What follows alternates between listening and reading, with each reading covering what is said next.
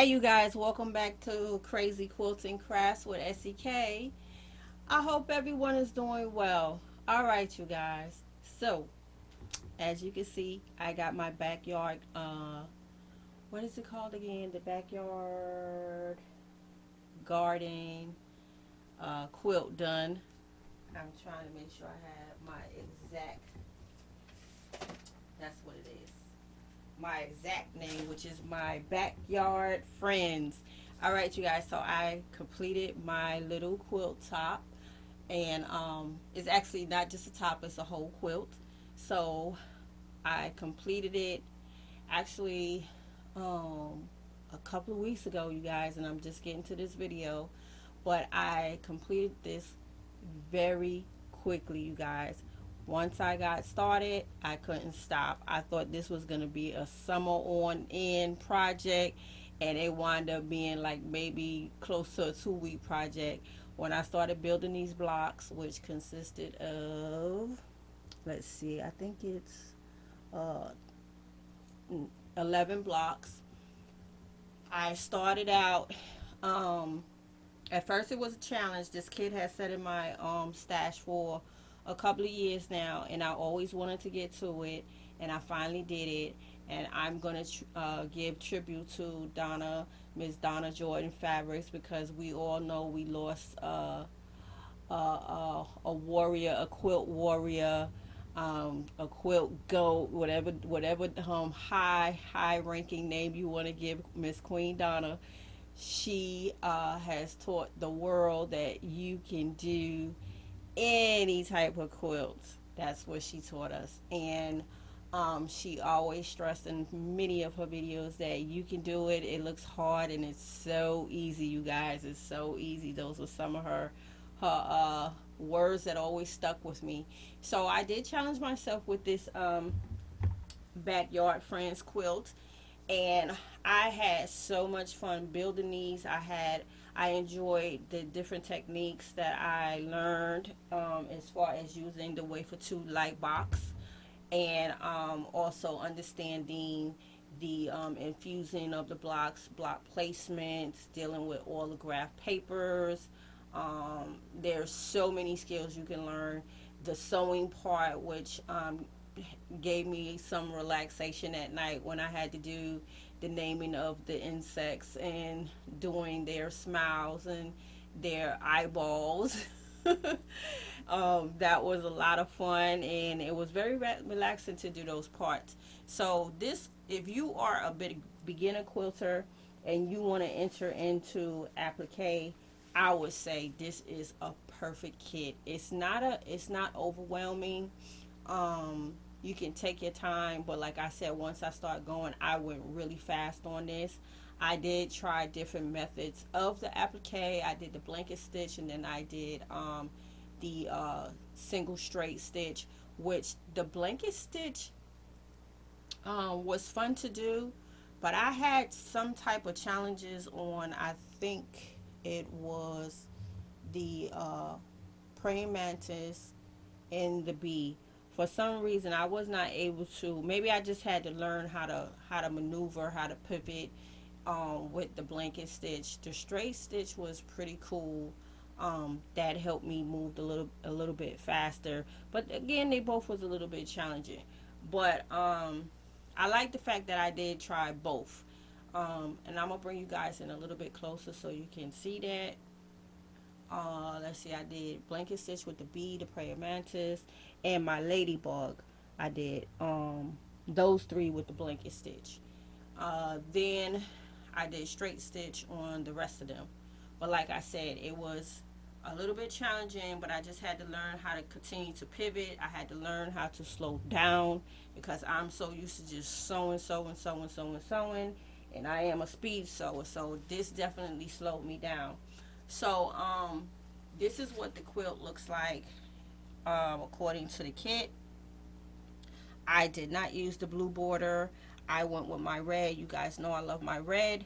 And I used the gingham. And then I used this other flowery for the backing. And I really love the way it came out. It looks very, the reason why I used the and I'm gonna jump in here real quick to show you guys the reason why I used the gingham is because I felt that the gingham was gonna make it look very picnicky. And then on my back side I used this pretty little just flowery red fabric that I got from Hobby Lobby. And then uh, like I said, the naming, the legs, the eyeballs, and certain the smiles. Right, the smiles. Those was what I did at night in the bed. I took care of the naming, the smiles, and eyeballs. And I really enjoyed this part of the stitching. This was very relaxing, and this is definitely a great skill to learn as far as sewing by hand. So this was by hand, and then all the applique for each one of the insects was done by machine. So both of these fabrics from Hobby Lobby, the gingham and the backing. So that's what I use, and I did like the way it came out. I didn't want to go exactly with the color scheme of the kit because I wanted mine to be a little bit different. So let me bring you guys in a little closer so you can see the blanket stitching and then some of the straight stitching. Let's see. See, I think I should be able to zoom you guys in, or I can move you guys a little bit closer like this so you guys can see. So y'all see where I did the blanket stitch on the bee, and then you can see where I did the blanket stitch on the prayer mantis, which I like the effect of the blanket stitch. It makes it look so nice, and I don't know, it just makes it look more decorative than the straight stitch. So then you can see here on the worm where I just used the straight stitch, but for some reason I wasn't able to get them circles in right, but that's okay. I am still pleased with the outcome of the straight stitch.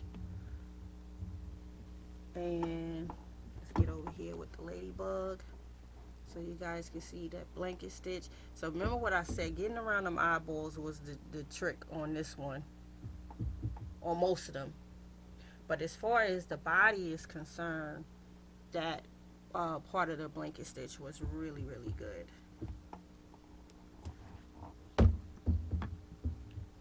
And see if I can get back over here. The bee. And down here with the snail, which had all them circles in there. And I did do straight stitch on the snail and straight stitch on the caterpillar. So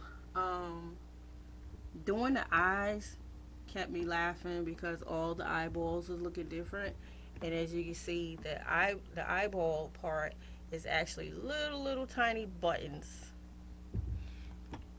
So I was laughing every time I would get done with one of them. I would just chuckle because they're so cute. So again, you guys, if you want to try this as a novice when it comes to applique, I would say go for it. But you just have to make sure you have all your tools, your wafer light, your pressing mat, which is what is that mat called? It is the applique fuse mat. So you want to make sure you have that. And like I said, these kits are really pretty cool to work with because they come infused already. So if you're not knowledgeable on how to do applique and you never done applique like by yourself, this will be a definitely go-to kit. Now I do have a book for applique with like mug rugs, and now I am so tempted. I'm probably going to be doing a little bit of that throughout the summer to just keep my fingers moving on the sewing machine. I thought this was going to be it, but I went so fast with this, it was ridiculously fast. So I think what I'm going to do is use that rug muck book, which has applique patterns in it, and really start from scratch as far as learning how to do the applique, learning how to infuse, learning how to trace with the ring light, I mean the wafer light, and things of that nature. So I will be learning it like really from scratch and doing all the infusing, the tracing, the cutting, all by myself. This kit here, the Backyard Friends, which is from Shabby Fabric. The designer of this is Amy Bradley Designs. And Amy Bradley has other designs that I want to try.